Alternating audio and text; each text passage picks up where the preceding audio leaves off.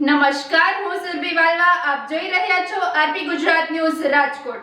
રાજકોટ શહેરના નવા થોરાડા વિસ્તારમાં બે જૂથો વચ્ચે અથડામણ થઈ હોવાનું સામે આવ્યું છે. આ ઘટનામાં 4 લોકો ઈજાગ્રસ્ત થયા. માહિતી મળતા થોરાડા પોલીસનો કાફલો ઘટના સ્થળે દોડી ગયો.